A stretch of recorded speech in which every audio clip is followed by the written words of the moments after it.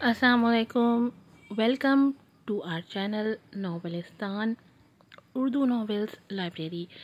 कैसे हैं आप सब लोग? उम्मीद है आप सब लोग ठीक ठाक होंगे, खैरियत से होंगे। पहले तो मैं आप लोगों को बता दूं कि मुझे वॉइस करने में बहुत प्रॉब्लम हो रही थी, क्योंकि मैं एक ऐसी एरिया में रहती हूँ जहाँ हर वक्त नॉइज़ेस आती रहती हैं। लेकिन पहले मैं मैनेज कर रही थी कि मैं दो दो ऐप से जो है ना इसको गुजारती थी एपिसोड को, जिससे वॉइस जो है ना वो क्वालिटी बेहतर हो जाती थी, आवाज़ भी बेहतर ये जो सारे नॉइज़ेस होते थे वो निकल जाते थे। तो इस सारे प्रोसेस में इतना ज़्यादा टाइम लग जाता था कि मेरे लिए एपिसोड टाइम पर बनाना बड़ा मुश्किल हो जाता था। इसलिए जो है अब मजबूरन जो है ना, अगर आपको वॉइस डब चाहिए तो आपको थोड़ी सी वॉइस क्वालिटी में कॉम्प्रोमाइज़ करना पड़ेगा। पीछे की नॉइज़ेस को और ये जो छोटा मोटा शोर आएगा उसको आपको इग्नोर करना पड़ेगा।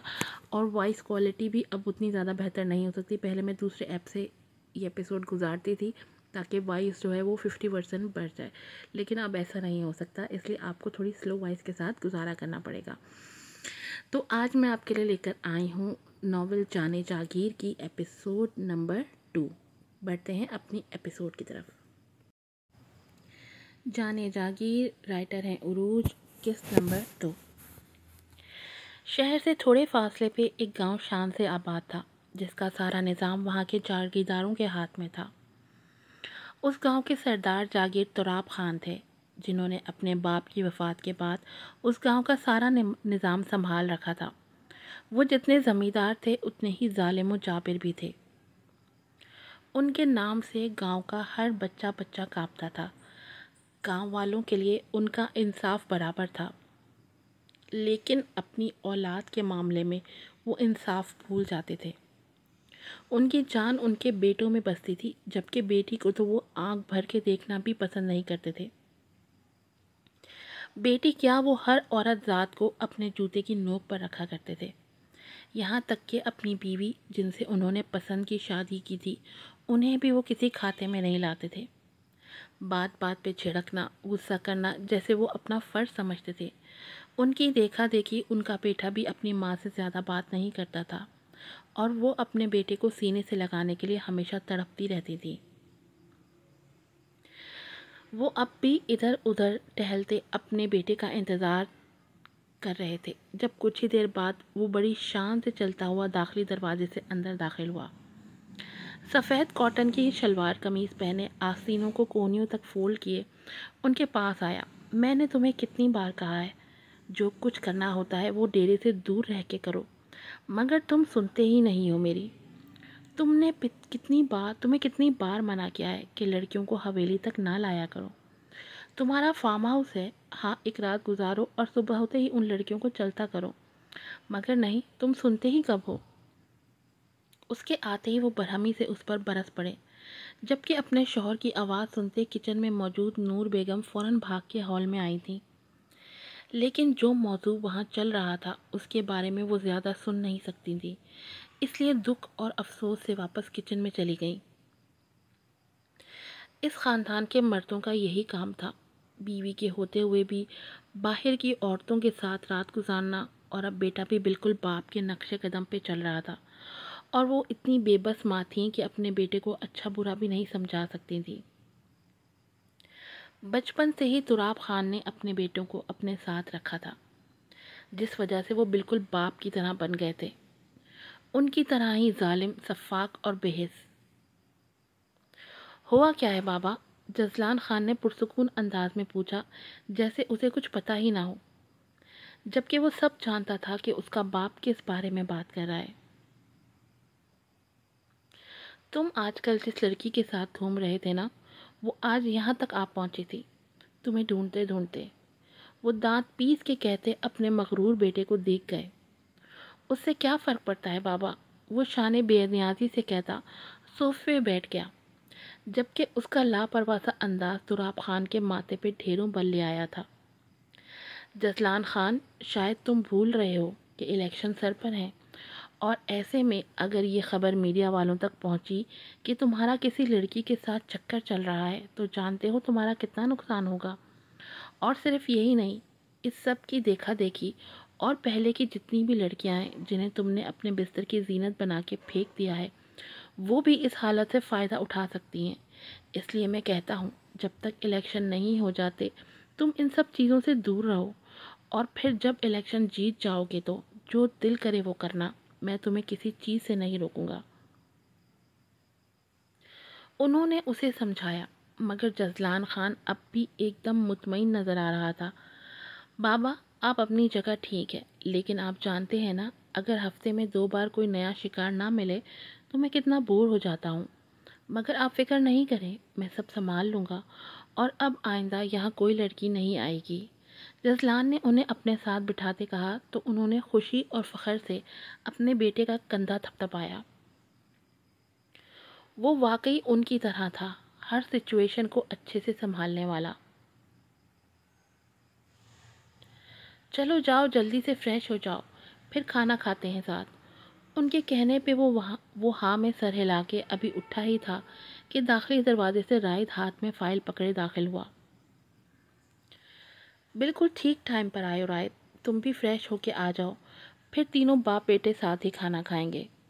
تراب خان بہت پیار سے بولے، جس پہ رائد اور جزلان دونوں کے آگے بڑھتے قدم رکے تھے۔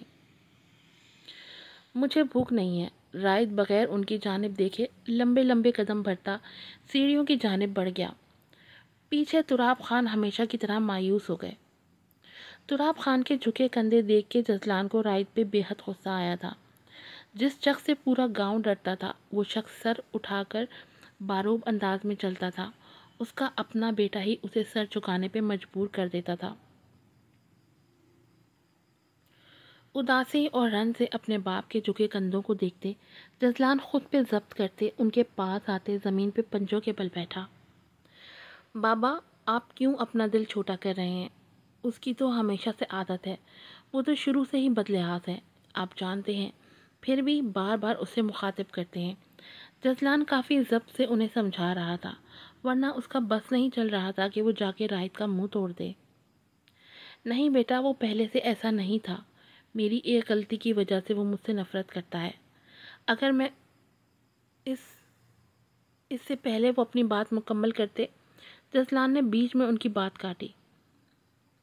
بابا چھوڑیں آپ اسے، میں ہوں نا آپ کا بیٹا، بس کافی ہے۔ چلیں اب اٹھیں، کھانا کھانے چلیں، مجھے بہت بھوک لگی ہے۔ وہ بچوں کی طرح معصومیت سے بولا تو تراب خان اپنی آنکھوں کے بھیگے کونے صاف کرتے اس کے ساتھ کھڑے ہو گئے۔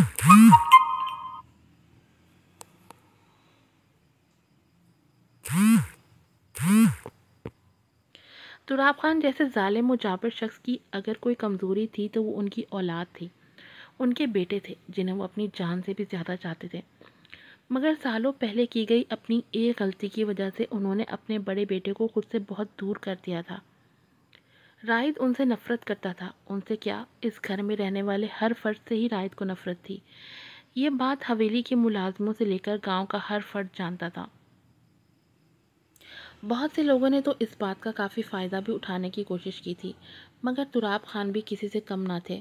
انہوں نے ہر چیز کو ایسے سنبھالا تھا، بس ان سے نہیں سنبھلتا تھا تو وہ تھا ان کا اپنا بڑا بیٹا جاگیردار رائد خان، جیسے اس نے ان کے ہر فیصلے کے خلاف جانے کی ٹھان رکھی تھی۔ مگر تراب خان نے کبھی اسے کچھ بھی نہیں کہا تھا۔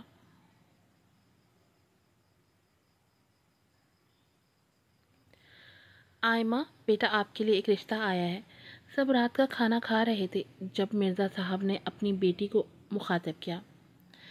سر پہ اچھے سے جما ہوا دوپٹہ، جس میں سے اس کا سفید پرنور چہرہ دکھائی دے رہا تھا، ہر طرح کے میک اپ سے پاک، وہ سادگی میں بھی بہت پیاری اور معصوم لگ رہی تھی۔ مرزا صاحب کی ایک بیٹی اور ایک بیٹا تھا۔ بیٹا پڑھائی کے سلسلے میں ملک سے باہر گیا ہوا تھا، جبکہ عائلہ نے ابھی کچھ وقت پہلے ہی اسلامک یونیورسٹی سے اسلامک اسٹڈیز کی ڈگری حاصل کی تھی۔ بابا، ہم نے اپنی شادی کا ہر فیصلہ آپ پہ چھوڑ دیا ہے، بس ہماری جو شرط ہے، اگر وہ لڑکے والوں کو منظور ہے تو ہمیں پھر کوئی مسئلہ نہیں ہے۔ عائلہ دھیمی آواز میں انہیں دیکھ کے بولی تو مرزا صاحب نے گہری سانس خارج کی۔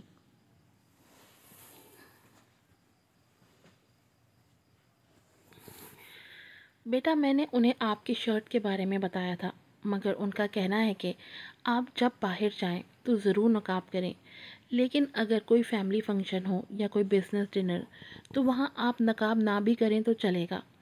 مرزا صاحب چمچہ پلیٹ میں رکھتے دونوں ہاتھوں کی انگلیاں ایک دوسرے میں پھنسائے سنجیدگی سے بولے، جس پہ چمچے میں چاول بھرتا آئلہ کا ہاتھ تھما۔ پھر آپ نے کیا کہا؟ وہ اپنے ازلی دھیرے نرم انداز میں استفسار کرنے لگی، جبکہ اس کی ماں پریشانی سے کبھی باپ تو کبھی بیٹی کو دیکھ رہی تھی۔ وہ اپنی بیٹی کو بہت اچھے سے جانتی تھی، جسے نقاب کرنا بہت پسند تھا۔ اس نے جب پہلی بار کالج میں قدم رکھا تھا، جب سے ہی وہ نقاب کرتی آئی تھی، اور اب چاہے کوئی ڈنر ہو یا شادی، وہ بغیر نقاب کیے کہیں نہیں جاتی تھی۔ بہت سے لوگوں نے اس کا مذاق بھی اڑایا تھا، مگر اس نے کبھی بھی کسی کی بھی بات پہ کان نہیں دھرے تھے۔ وہ اپنے اللہ کا حکم مانتے خوش دلی سے نقاب کرتی تھی۔ میں نے انہیں سمجھانے کی کوشش کی تھی۔ میں نے کہا کہ چاہے کچھ بھی ہو جائے، آپ نقاب کرنا نہیں چھوڑیں گی، چاہے کوئی فنکشن ہی کیوں نہ ہو، آپ نقاب ضرور کریں گی۔ مگر انہوں نے پھر بھی کہا کہ ایک بار میں آپ سے بات کروں آ کر، تو آپ ان کی بات پہ راضی ہو جاتی ہو تو ٹھیک ہے، ورنہ… مرزا صاحب نے دونوں کو دیکھتے بات ادھوری چھوڑی تو دونوں ہی ان کی بات سمجھ گئی تھی۔ ٹھیک ہے بابا، پھر ورنہ ہی ٹھیک ہے، ہم نقاب کرنا نہیں چھوڑیں گے، اور اگر کوئی ہمیں اس نقاب کے ساتھ قبول کرتا ہے تو ہم دل سے اس سے شادی کریں گے، ورنہ آپ ایسے آئے پروپوزلز کو پہلے ہی انکار کر دیا کیجیے۔ آئلہ نرمی سے کہتی 2-3 چمچے میں پلیٹ صاف کر کے اٹھ گئی۔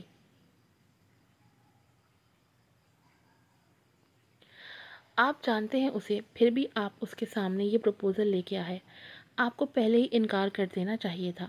تبسم بیگم نے ذرا خفگی سے کہا۔ میں جانتا ہوں، میری غلطی ہے، مجھے ایسا نہیں کرنا چاہیے تھا، مگر انہوں نے کہا کہ اس عمر میں اگر لڑکیوں کے ہاتھ پیلے کر دو تو ٹھیک ہے، ورنہ وہ ساری زندگی گھر میں بیٹھی رہ جاتی ہیں۔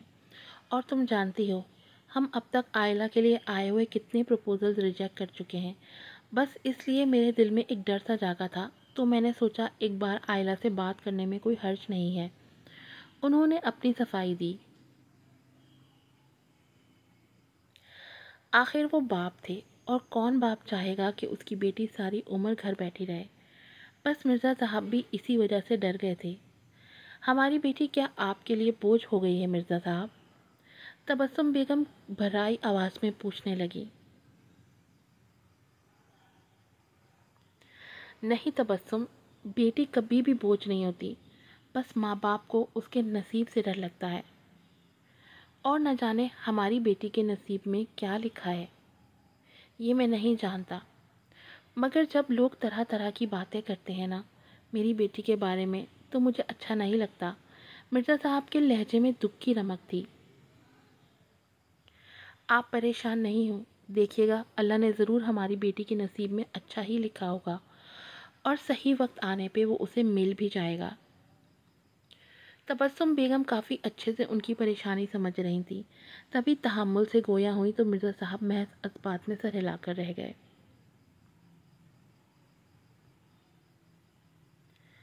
رات کا تقریباً 2:30 بج رہا تھا۔ ہر سو سناٹا چھایا ہوا تھا۔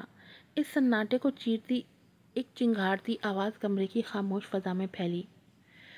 وہ جو مزے سے کمبل منہ تک تانے سو رہی تھی، فون بجتے ہی ایک دم ہڑبڑا کے اٹھی۔ جلدی سے تکیے کے سائیڈ میں رکھا فون اٹھاتے کال ریسیو کی۔ اتنی دیر میں کیوں فون کیا ہے آپ نے؟ اتنی رات میں کیوں فون کیا ہے آپ نے؟ میں نے آپ کو منع بھی کیا تھا، اگر فون کی آواز باہر چلی گئی ہوتی تو، اور اگر کوئی اور سن لیتا تو میری شامت آ جاتی۔ وہ گھبراہٹ میں بار بار دروازے کی طرف دیکھتی، چہرے پر آیا پسینہ دوپٹے سے صاف کرنے لگی۔ یہ سوچ ہی سہانے رو تھی کہ اگر کوئی سن لیتا تو اس کے ساتھ کیا ہو سکتا تھا، وہ بہت اچھے سے جانتی تھی۔ تم اتنا ڈر کیوں رہی ہو؟ کسی نے نہیں سنا ہوگا، بلکہ سب اپنے اپنے کمروں میں مزے سے آرام کر رہے ہوں گے، جیسے تم کر رہی تھی۔ مجھے یہاں تڑپتے ہوئے چھوڑ کر مزے سے سو رہی تھی، وہ آہستگی سے کہتا آخر میں شکوہ کر گیا۔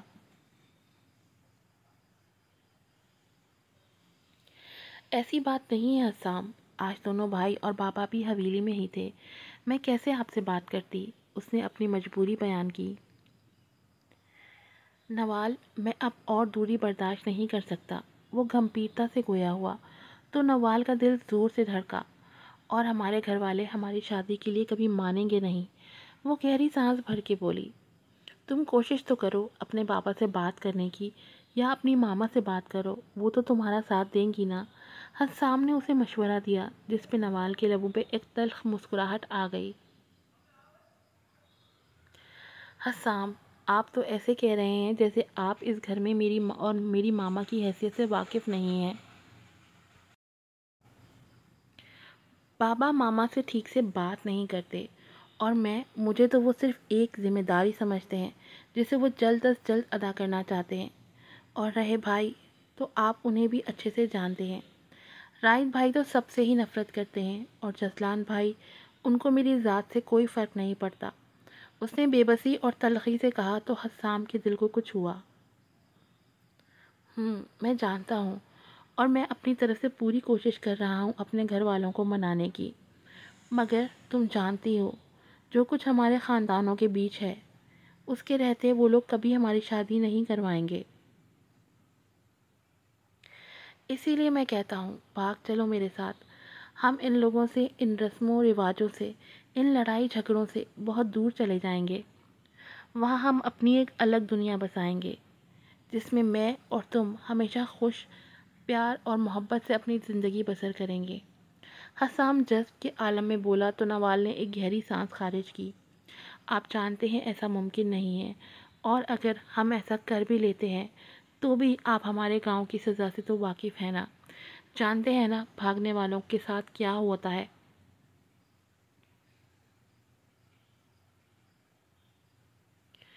اگر لڑکا لڑکی نہ ملے تو ان کے گھر والوں میں سے ہی کسی ایک کو بھرے پنڈال میں پتھر مار کے انہیں ہمیشہ کے لیے مار دیا جاتا ہے۔ اور میں جانتی ہوں اگر میں بھاگ گئی تو میرے بعد میرے کیے کی سزا میری ماں کو ملے گی، اس لیے میں کبھی ایسا نہیں کروں گی۔ اس کی آواز بھاری ہو گئی تھی، آنسو لڑیوں کی صورت میں گال پہ پھسل رہے تھے۔ رو نہیں نوال، دیکھنا ایک دن سب ٹھیک ہو جائے گا۔ حسام کو یقیناً اس کے لیے بہت برا لگا تھا۔ وہ اور نوال تقریباً 4 سال سے ایک دوسرے سے محبت کرتے تھے۔ محبت ہونے کے باوجود نوال نے بہت بار حسام کو اپنا راستہ بدلنے کا کہا تھا۔ وہ جانتی تھی ان کی شادی کبھی نہیں ہو سکتی، ان کے گھر والے آپسی دشمنی کی وجہ سے کبھی ان کی شادی نہیں ہونے دیں گے۔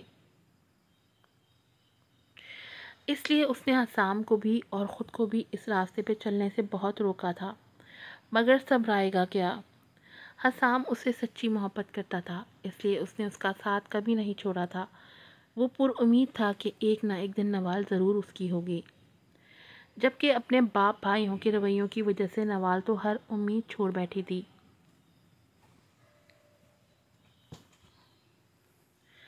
تم سو جاؤ نوال، رات کافی ہو گئی ہے۔ اس کی طرف سے خاموشی محسوس کرتے حسام نے پیار سے کہا۔ وہ جانتا تھا اس وقت نوال کی کیا حالت ہوگی۔ باپ بھائیوں کے پیار کو ترسی ہوئی وہ لڑکی ٹوٹ جایا کرتی تھی، مگر کسی سے بھی کچھ بھی نہیں کہتی تھی۔ آپ بھی، وہ دھیرے سے کہتی ہاتھ کی پت سے اپنے آنسو صاف کر گئی۔ میں بھی سوؤں گا، اور لمبی تان کے سوؤں گا، تاکہ دیر تک تمہیں خوابوں میں اپنے پاس رکھ سکوں۔ حسام کی شوخی بری آواز پہ نوال دھیرے سے ہنس دی۔ خدا حافظ۔ خدا حافظ، دونوں نے آخری کلمات کہتے فون رکھ دیا۔ حسام تو اس کے خوابوں میں کھو گیا تھا، جبکہ نوال بستر پہ لیٹی آنسو پی رہی تھی۔ نہ جانے اس کی قسمت میں کیا لکھا تھا، آگے کیا ہونے والا تھا۔ پتہ نہیں اس کے نصیب میں حسام تھا بھی کہ نہیں، اور اگر وہ اسے نہ ملا تو اس سے آگے وہ کچھ سوچنا ہی نہیں چاہتی تھی۔ ماں کے بعد اگر اس سے کسی نے پیار کیا تھا تو وہ تھا حسام، اور وہ اسے کھونا نہیں چاہتی تھی۔ آج کی ایپیسوڈ یہیں پر ختم ہوتی ہے۔ اگر آپ چاہتے ہیں کہ ڈیلی ایپیسوڈ اپلوڈ کروں تو آپ کو اچھے ریویوز دینے ہوں گے، آپ کو مجھے موٹیویٹ کرنا پڑے گا کہ میں آپ کے لیے اتنی محنت کروں اور ناولز ڈب کر کے یوٹیوب پہ لگاؤں۔ تو جلدی سے جائیے، چینل کو سبسکرائب کیجیے، ویڈیو کو لائک کیجیے، شیئر کیجیے، اور اچھے ریویوز بھی دیجیے۔ پھر ملوں گی آپ سے ایک نئی ایپیسوڈ کے ساتھ۔ السلام علیکم۔